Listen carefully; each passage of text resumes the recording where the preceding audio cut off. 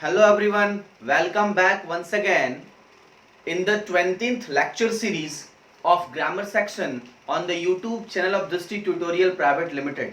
आप सभी का स्वागत है, आप सभी का अभिनंदन। एक्चुअली मैंने सब्जेक्ट वर्ब अग्रीमेंट का सेट 1 पहले डिस्कस किया था और आज 20वें लेक्चर सीरीज में मैं सब्जेक्ट वर्ब अग्रीमेंट का सेट 2 डिस्कस कर रहा हूं जो आपके क्वेश्चन से रिलेवेंट है। ओके, तो स्टार्ट करते हैं क्वेश्चन नंबर 1। जो इसका डायरेक्शन है वो find the error in each of the following sentences. किसी भी सेंटेंस में जो एरर है इसे आपको ढूंढना है, जो आपने रूल्स पढ़ रखा उसी के अकॉर्डिंग।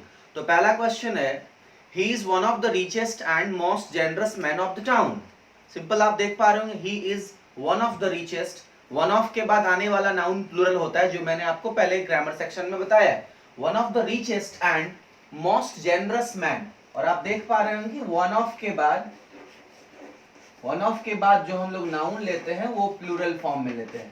तो एम ए एन नहीं रख करके एम ई एन रखा हुआ है, इसलिए ये सेंटेंस करेक्ट है। आपके बात माइंड में एक और बात आ सकती है कि सर द रिचेस्ट वर्ड जो है वो सुपरलेटिव डिग्री है, तो मोस्ट जेनरस भी सुपरलेटिव डिग्री है। इस बात को आप ध्यान रखेंगे। तो अब बोलेंगे सर सुपरलेटिव डिग्री से पहले द आती है ऑब्वियसली, तो द का जो रिचेस्ट से पहले रखा गया है और बीच में एंड शब्द रखा गया है, तो यानी एंड जो है ना, एंड से पहले जो टर्म है वो टर्म एंड के पहले वाले टर्म के लिए तो है ही, बाद वाले के लिए भी वो द है, इसलिए ये सेंटेंस करेक्ट है, इसमें कोई एरर नहीं है। आइए क्वेश्चन नंबर 2। क्वेश्चन नंबर 2 जो है इसमें नॉर्मल ये रखा हुआ है कि computer and telecommunication has developed. Actually computer and telecommunication both are different, है ये इलेक्ट्रॉनिक मीडियम ही, बट इन दोनों का अलग अलग पैमाना है, इसलिए हम इसके साथ प्लूरल वर्ब का यूज करेंगे। एंड पार्ट 2 में हैज के जगह हैव करना पड़ेगा, यानी क्वेश्चन नंबर 2 का हैव को रिप्लेस कर आपको हैज यूज करना पड़ेगा, सेंटेंस करेक्ट हो जाएगा। Okay, come to the next question. Bread and butter are essential for one's life. Bread and butter, मैंने बताया था कुछ ऐसे फ्रेजेस है जो सिंगुलर मैसेज कॉन्वे करते हैं, यानी सेम टर्म को इंडिकेट करते हैं। That is why bread and butter को हम लोग सिंगुलरली यूज करेंगे। तो bread and butter are essential नहीं होगा, इज एसेंशियल होगा, इसलिए क्वेश्चन नंबर 3 का पार्ट बी में आर को रिप्लेस कर आपको इज यूज करना चाहिए, देन सेंटेंस करेक्ट होगा। ओके, चलिए बढ़ते हैं अगले प्रश्न की ओर। Question number 4, every man and women. मैंने बताया था कि किसी भी टर्म में जब दो सिंगुलर नाउन एंड से जुड़ते हैं तो प्लूरल होता है, but if we use each and every before that particular noun, अगर उस नाउन से पहले ईच एंड एवरी का आप यूज करते हैं तो फिर वो सिंगुलर ही यूज होगा, उसकी ट्रीटमेंट सिंगुलरली होगी। तो क्वेश्चन नंबर 4 को अगर आप देख पा रहे होंगे तो नॉर्मली आप इस सेंटेंस को पढ़िए, आंसर पता चल जाएगा। Every man and women in a family are responsible for the upbringing of a child. Her man and her women responsible है बच्चों की पालन पोषण के लिए, देखभाल के लिए। तो आप पार्ट 2 में देख रहे हैं आर रिस्पॉन्सिबल रखा गया है, उस आर को रिप्लेस कर आप इज यूज करें, तब सेंटेंस करेक्ट होगा। क्यों? क्योंकि हमने सेंटेंस को ईच एंड एवरी से जोड़ रखा है, और ईच एंड एवरी सेंटेंस में डिस्ट्रीब्यूटिव प्रोनाउन भी है एंड डिस्ट्रीब्यूटिव एडजेक्टिव भी है। तो आपको इतना पता चल गया कि जब हम एवरी मैन एवरी वुमेन करते हैं ये सिंगुलर पार्ट को इंडिकेट करता, तो यानी क्वेश्चन नंबर 4 का पार्ट 2 में एरर होगा, आर रिप्लेस करेंगे इज से। समझ में आ गया? आइए क्वेश्चन नंबर 5 की ओर बढ़ते हैं। इधर शी, क्वेश्चन नंबर 5 लिखा हुआ इधर सी और I will pay the fees, है ना। इधर सी और आई, तो सिंपल बात है, मैंने आपको रूल भी बता रखा है। इधर शी, इधर के साथ किसका कॉम्बिनेशन? और का, और बताया था कि इधर और से सेंटेंस जुड़े ना तो हम वर्ब उसके अकॉर्डिंग यूज करेंगे जो वर्ब यानी जो सब्जेक्ट वर्ब के नजदीक होगा। तो इधर सी और आई, आपको इतना पता है कि first person I and we के साथ हेल्पिंग वर्ब जो फ्यूचर टेंस में आता है वो शैल आता है, और आपने यूज कर रखा है विल, तो विल को रिप्लेस करेंगे शैल से, सेंटेंस करेक्ट हो जाएगा। पार्ट 2 में विल को रिप्लेस करेंगे शैल से। Got the point? आगे बढ़ते हैं क्वेश्चन नंबर 6 की ओर। बहुत ही आसान टर्म मैंने रखा ताकि चीजें ऐसे ही स्ट्रॉन्ग बनता जाता है, एक ही बार स्ट्रॉन्ग टर्म नहीं पहुंच सकते आप। क्वेश्चन नंबर 6, आइए 6 की ओर बढ़ते हैं।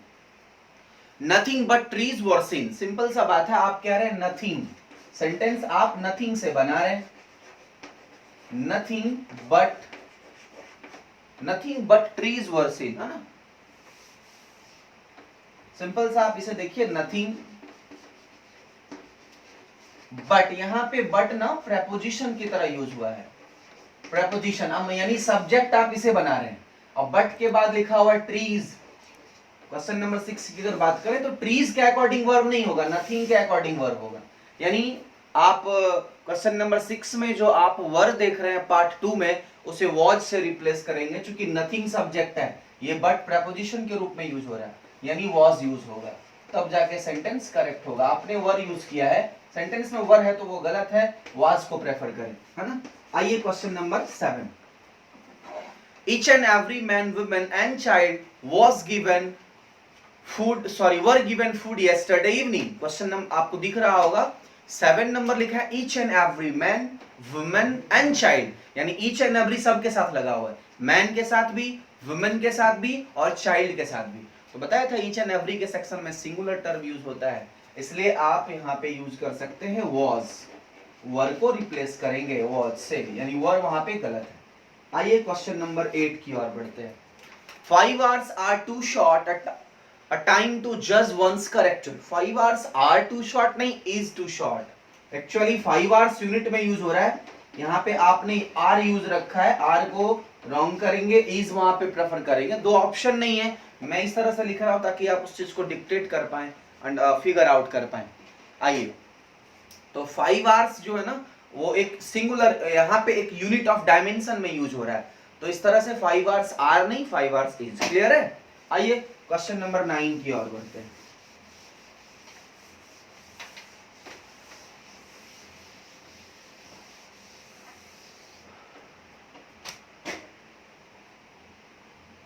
क्वेश्चन नंबर 9 ये कह रहा है, मैनी ऑफ पैसेंजर, सिंपल सा बताया था मैंने, मैनी ऑफ पैसेंजर, तो मैनी के बाद अगर ए एन की कॉन्सेप्ट हो तो मैंने बताया था कि सिंगुलर नाउन लेते हैं एंड सिंगुलर वर्ब लेते हैं, तो उसी तरह से आप देख पा रहे होंगे, many of passenger have been रखा हुआ है, इसे आप हैज बीन में कन्वर्ट करें तब ये सेंटेंस करेक्ट हो जाएगा। आइए क्वेश्चन नंबर 10, 9 नंबर जो क्वेश्चन था ना, उसके पार्ट बी में हैज को रिप्लेस, हैव को रिप्लेस करेंगे हैज से। क्वेश्चन नंबर 10 की ओर बढ़ते हैं। The teacher as well as his student, simple सा बताया था मैंने, सेंटेंस में एज वेल एज का कॉम्बिनेशन है, तो अगर सेंटेंस में एज वेल एज दिया हो तो हम लोग वर्ब किसके अकॉर्डिंग लेते थे, फर्स्ट सब्जेक्ट के according, as well as, in addition to, guided by, headed by, governed by, with, together with, like, unlike, besides, except, इन चीजों को हम लोग यूज जब करते थे सेंटेंस में तो फर्स्ट सब्जेक्ट के अकॉर्डिंग वर्ब लेते थे। तो उसी तरह से द टीचर के according has committed, the teacher as well as his students has committed this mistake, यानी ये सेंटेंस करेक्ट है ना, नो एरर। पार्ट 4, आइए क्वेश्चन नंबर 11, जैसा सब्जेक्ट यानी एज वेल एज से पहले वैसा वर्ब, यानी सिंगुलर सब्जेक्ट तो सिंगुलर वर्ब, प्लूरल सब्जेक्ट तो plural verb. Okay, question number 11, the behaviour of the students was not proper, the behaviour of the student, सही है, आप उस विद्यार्थी के बिहेवियर की बात कर रहे हो, the behaviour of the student, and noun of noun का केस हो तो दल भी लगाते हैं, यहाँ पे ऐसा कोई एरर नहीं है। ओके, चलिए अगले प्रश्न की ओर बढ़ते हैं, the behaviour of the students, ठीक है ये। आइए question number 12,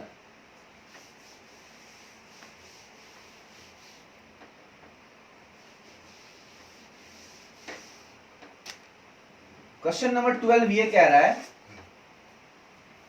20 miles are not a great, पूरी पढ़नी भी नहीं है, पूरा पढ़ने में टाइम खर्च होता है एग्जामिनेशंस में, अगर आपको स्टार्टिंग से पढ़ते हुए भी इतना कॉन्फिडेंस आ गया है कि चीजें पकड़ लिया आपने, पूरे पढ़ने की कोई जरूरत नहीं है। 20 miles are not a great distance, ये जब यूनिट ऑफ डायमेंशन एक टर्म में यूज होती है तो इसे कभी भी प्लूरल नहीं मानते, यानी 20 माइल्स आर नॉट के जगह पे इज नॉट करना पड़ेगा तो सेंटेंस करेक्ट होगा। पार्ट 12 में क्वेश्चन नंबर 12 के पार्ट 2 में आर को रिप्लेस करें इज से। ओके, आइए क्वेश्चन नंबर 13 है, a group of people, a group लगा दिया है, ग्रुप लगा दिया मतलब सिंगुलर कलेक्टिव नाउन है ना। a group of people were sitting at the street corner, तो was sitting लगाएं। ओनली अगर पीपल शब्द का प्रयोग करता तो फिर हम इसके साथ प्लूरल वर्ब लेते हैं, बट इसके पहले अगर अ ग्रुप की चर्चा कर दिया, अ ग्रुप ऑफ, यानी अब आप ये क्या कर रहे हैं ना, एक यूनिट में टर्म को यूज कर रहे हैं, तो ये सिंगुलर टर्म को रिप्रेजेंट करेगा। क्लियर है? इस तरह से क्वेश्चन नंबर आप 13 में देख पा रहे हैं, वॉज को रिप्लेस करेंगे, सॉरी वर को रिप्लेस करेंगे वॉज से। तो 13 में आप वर हटाएंगे और वहां पे वॉज यूज होगा। आइए क्वेश्चन नंबर 14 की ओर बढ़ते हैं। 14 नंबर कह रहा है, the economics of the situation have been discussed. मैंने ये बात शायद नहीं समझाया या समझाया भी है, आप इस चीज को समझेंगे। आईसीएस एंडिंग नाउन जितना है, जैसे इकोनॉमिक्स, फिजिक्स, है ना, आप देख पा रहे फिजिक्स में आईसीएस अंत में है।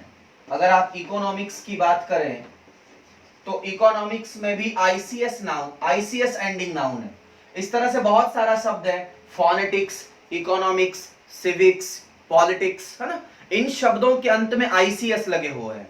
अब आप कंफ्यूजन क्या होती है कि सर इसमें एस लगा हुआ है तो ये सिंगुलर है या प्लूरल है, तो सिंपल सा बात समझेंगे, अगर ये सब्जेक्ट मैटर की तरह यूज हो रहा है तो ये सिंगुलर होता है, ये सिंगुलर सब्जेक्ट कंसिडर होते हैं। बट अगर इन शब्दों के पहले कोई भी पोजेशन वर्ड आ जाए, जैसे माई फिजिक्स या फिर हिज पॉलिटिक्स, ऐसा शब्द आ जाए, या एक और टर्म इसके साथ अगर आप द वाली टर्म यूज कर लेते हैं, द पॉलिटिक्स ऑफ बिहार, अब आप यूज कर रहे हैं कहां की पॉलिटिक्स के बारे में, the politics of Bihar is dirty oblique are dirty, तो क्या यूज करेंगे आप? सिंपल सा बात है, दिस पॉलिटिक्स से पहले आपने द लगाया तो प्लूरल टर्म यूज करेंगे। अगर माई या हिज यूज किया तो भी प्लूरल वर्ब यूज होगा। लेकिन अगर इसके पहले ये माई, हिज या द, इनमें से कुछ भी नहीं हो, कोई भी पॉजेसिव एडजेक्टिव नहीं हो, डेफिनेट आर्टिकल नहीं हो, तब उसे सिंगुलर मानेंगे। तो क्वेश्चन नंबर 14 में the economics of the situation have been discussed at some length. Clear है? तो आप 14 में हैज बीन डिस्कस्ड को यानी आप कर लें have been discussed. Okay, next 15th question number 15 को देखते हैं।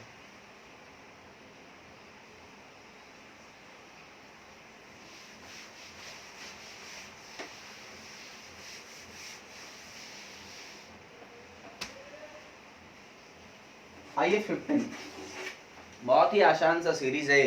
The teacher along with his tuitions, teacher along with his tuition, simple सा बात है, आपने सेंटेंस को अलोंग विद से जोड़ रखा, आपने सेंटेंस को अलोंग विद से जोड़ रखा है, तो अलोंग विद से पहले जैसा सब्जेक्ट इसी के अकॉर्डिंग बाद का verb. Got the point? Simple सा बात है कि आप यहाँ पे द टीचर के अकॉर्डिंग वर्ब लेंगे, तो is doing research this days, सही है। आइए, मतलब क्वेश्चन नंबर 15 का नो एरर पार्ट 4। आइए question number 16, either of the two boys, बताया था 16 भी एज इट इज है कि ईदर ऑफ लगाया हुआ है। ईदर ऑफ के बाद नाउन कैसा? प्लूरल नाउन, बट वर्ब कैसा? Singular verb. Either of, neither of, everyone of, ये सब मैंने बताया है। तो आर एलिजिबल के जगह पे इज एलिजिबल करें, यानी इज और आर में से प्रेफर करेंगे हम लोग, सॉरी इज को प्रेफर करेंगे, आर रॉन्ग हो जाएगा।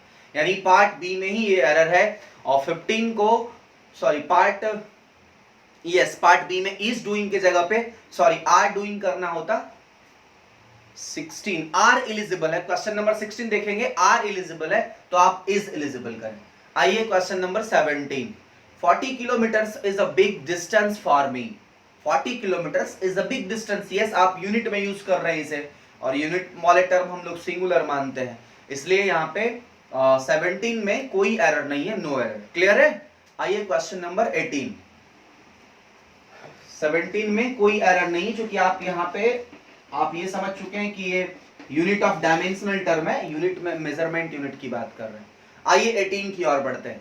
Physics is an important subject in the modern world. अभी मैंने बताया आईसीएस एंडिंग नाउन जितना है, physics, phonetics, economics, civics, politics, अगर इन शब्दों के पहले कोई डेफिनेट आर्टिकल लग जाए, है ना, या फिर कोई पजेसिव एडजेक्टिव जैसे माय, योर, हिज, हर, ये शब्द का प्रयोग हो, तब ये प्लूरल होगा। लेकिन अगर ये सब्जेक्ट मैटर में यूज हो रहा है तो ये सिंगुलरली यूज होगा। दैट्स व्हाई क्वेश्चन नंबर 18 भी नो एरर होगा, क्योंकि आप ये देख पा रहे हैं कि इसमें सब्जेक्ट मैटर के तौर पे फिजिक्स का यूज किया है। आइए 19, क्वेश्चन नंबर 19 को देखते हैं। क्वेश्चन नंबर 19 ये कह रहा है वन ऑफ हिज फ्रेंड, इतना तो बात पता है, बहुत ही सिंपल एक क्वेश्चन है। वन ऑफ के बाद जो आप नाउन रखते हैं ना, वो नाउन कैसा होता है? वन ऑफ के बाद जो नाउन होता है वो सिंगुलर नाउन होता है, ठीक है। वन ऑफ के बाद जो आप नाउन लेते हैं वो ऑलवेज सिंगुलर लेते हैं। सॉरी, वन ऑफ के बाद प्लूरल नाउन की कॉन्सेप्ट आती है, सिंगुलर नहीं, प्लूरल। फिर बाद में जो वर्ब आता है वो सिंगुलर होता है। रीजन, आप ऑफ लगा रहे हैं, वन लगा रहे हैं, कितने में से, यानी बहुतों में से एक का सेंस लेंगे, इसलिए ये नाउन प्लूरल होता है। और जब आप एक का सेंस लेता तो फंक्शन तो कोई एक करेगा, तो जब फंक्शन एक करने वाला है तो सब्जेक्ट वो सिंगुलर है, इसलिए ये वर्ब सिंगुलर होती है। बात समझ में आया? तो पार्ट बी में फ्रेंड को फ्रेंड्स करें तभी क्वेश्चन सही होगा। क्वेश्चन नंबर 19 में फ्रेंड नहीं, फ्रेंड्स। आइए क्वेश्चन नंबर 20 देखते हैं। क्वेश्चन नंबर 20 है I met the chairman and the director who claims to be Ram's father. मैंने चेयरमैन से, डायरेक्टर से मिला जो क्लेम करता है राम के पिता होने का। तो बताइए डायरेक्टर एंड द, आप कह रहे हैं the chairman and the director, दो व्यक्ति राम के पिता होने का क्लेम कैसे करेगा? तो ये सेंटेंस इसलिए गलत है, बट आप इसको कैसे इंप्रूव करेंगे?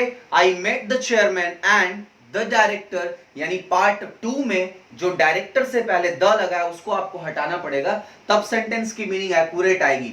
यानी जो चेयरमैन है वही डायरेक्टर है और राम के पिता होने का वो दावा करता है।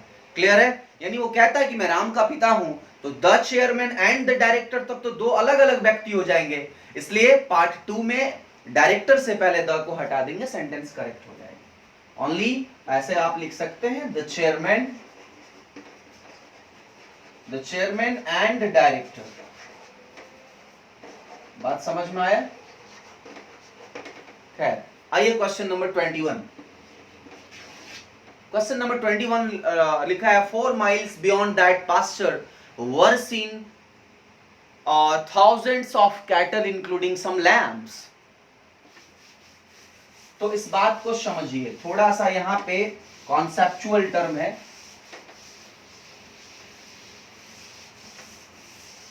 सिंपल सा बात है ना, यहां पे लिखा हुआ है 4 miles beyond, मतलब 4 मील दूरी पे।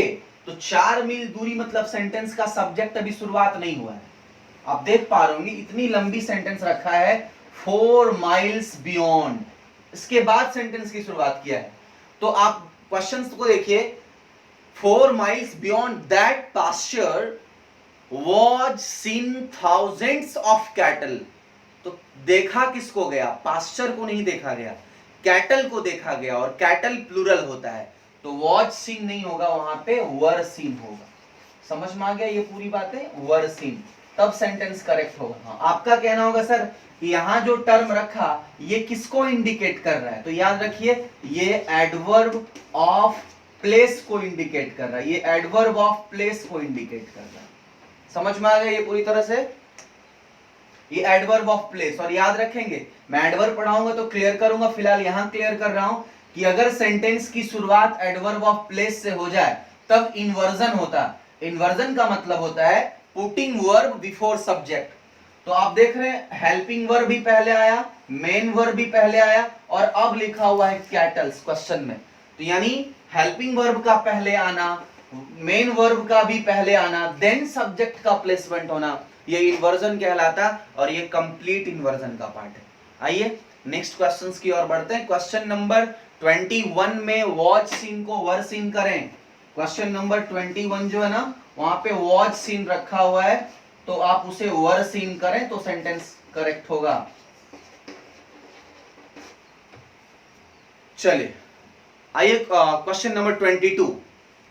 It is noticed that elite class have no soft corner for the downtrodden who are the real victim of the present social setup या step up. समझिए इस बात को कि जो elite class, जो उच्च वर्ग के लोग हैं, कुलीन वर्ग जो है, वो इस उनके मन में या उनके हृदय में डाउनट्रोडन के लिए, दलित के लिए कोई सॉफ्ट कॉर्नर नहीं है, कोई इमोशन नहीं है ना.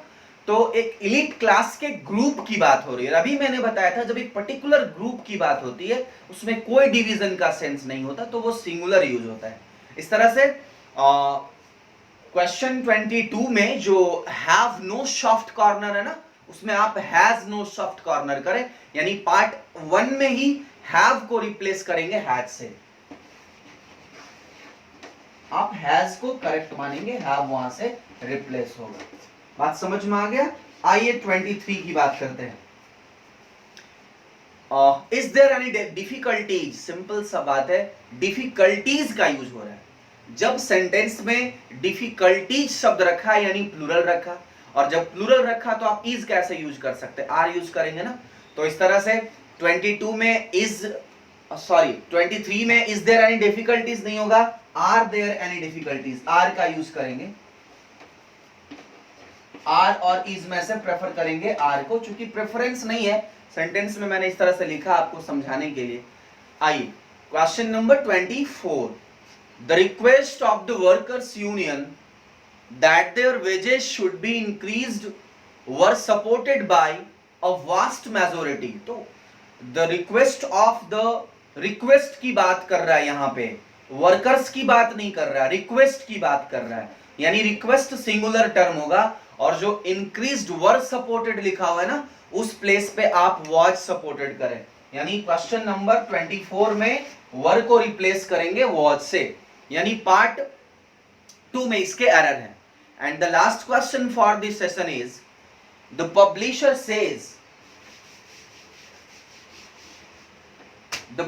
Says that there is many important details to stand before this book gets printed. तो सबसे बड़ी बात है कि आप इस क्वेश्चंस को देखिए, many important details लिखा हुआ है, उसके पहले there is रखा है, तो there is को आप हटाएंगे और इस प्लेस पे are यूज करेंगे, तब ये सेंटेंस करेक्ट होगा. क्लियर है. तो सिंपली जो मैंने 25 क्वेश्चन का जो सीरीज रखा, इससे पहले भी मैंने सब्जेक्ट वर्ब एग्रीमेंट के 20 क्वेश्चंस डील किए थे. इस तरह से लगभग 100 क्वेश्चंस हमने कर लेना है, और फिर सब्जेक्ट वर्ब पे मास्टरी हासिल कर लेनी है. किसी भी सब्जेक्ट पे जब आप उसके क्वेश्चंस ज्यादा बनाते हैं किसी भी चैप्टर पे, तो फिर आपको कॉन्फिडेंस आती है, और where there is knowledge there is the confidence. तो नॉलेज आपको गेन करना है. और इस तरह से आज का क्लास हम यही समाप्त करते हैं. मिलते हैं नेक्स्ट वीडियोस में नेक्स्ट टॉपिक को लेकर के. Thank you very much.